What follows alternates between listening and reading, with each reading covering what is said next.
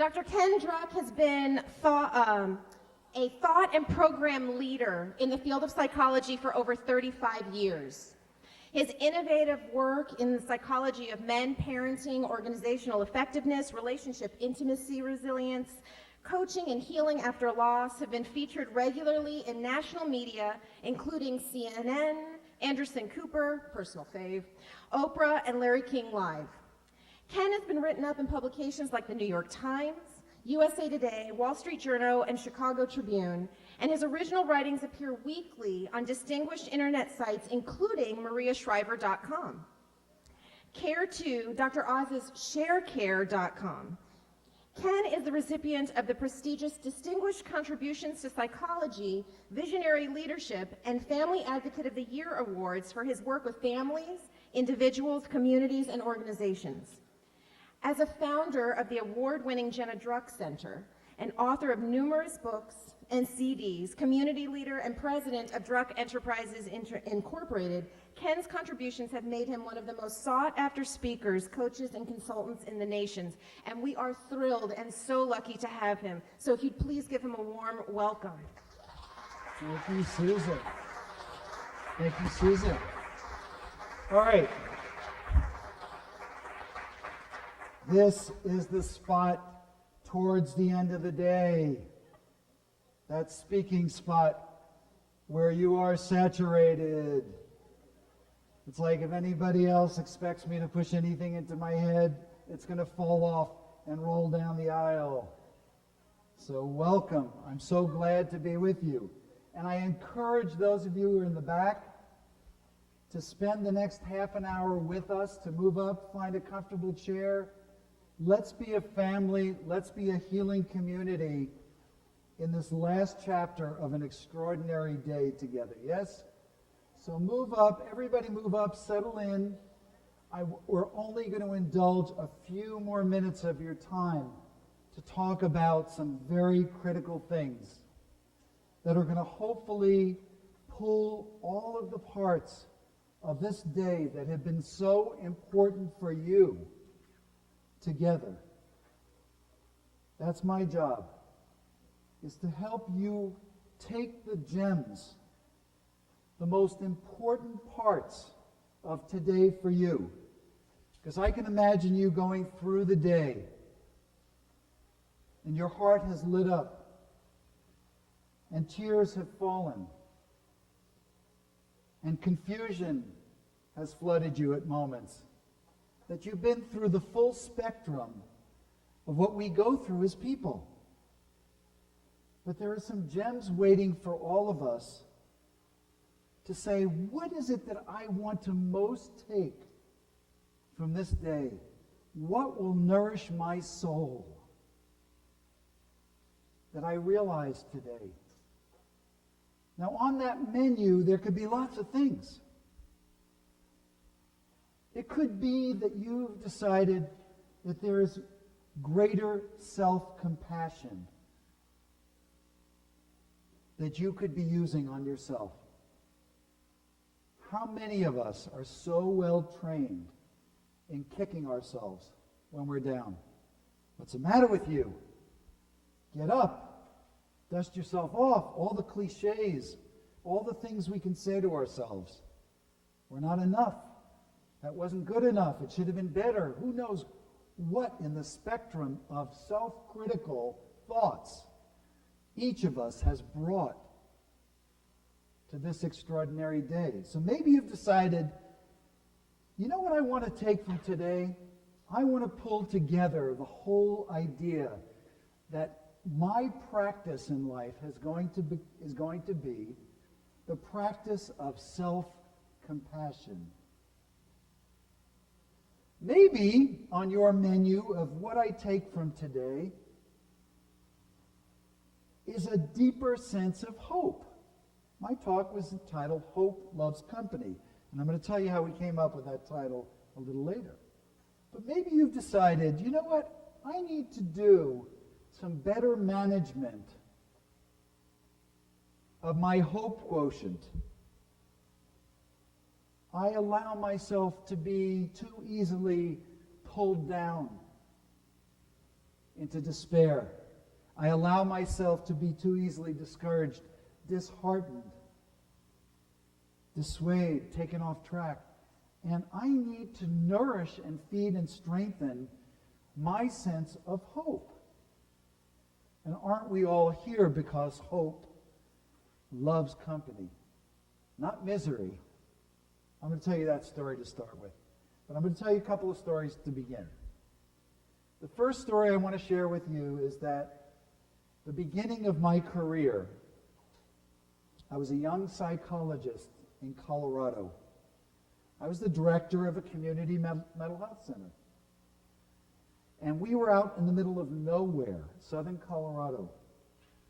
And we never knew what would be coming in when the phone rang. Our mental health center was in the middle of a state hospital town. And there was nothing every 50 miles, there was another city. The next major city was Colorado Springs. So when we got the phone call, we had to be there. And one day, the phone rang, and there had been a terrible accident outside of town. A family of 4 people had been in the accident, and one of the young children had died in the accident. And when we came upon the scene, our intervention team came upon the scene, all we could do was to go to each one of the surviving family members. What can we do? Especially the dad. Sir, what can we do? Is there anything we can do? Can we make phone calls? In our own sense of helplessness, of powerlessness, of not knowing what to say or what to do at a moment like this. This man had been driving his family, and he had lost control of his car. And now one of his children was dead. And he kept waving us off. Please go take care of my wife and my child. Please go take care of everybody else. For 3 days, he waved us off until on the 4th day, he took his own life. And we missed it. And it became a consuming question for me. How could we have missed it? How do we live in a world where we as men, especially guys, are so good? What's the 4-letter word that we use the least? The one that begins with the word H? That's right, help. That we wave everybody off because we're strong. We're men. We can handle it. That's what we're taught our whole lives. But it became a consuming question for me. How is it that we can wave things off like this? And what really happens in men's hearts and souls? And as a young psychologist, that became a question for many years that I held.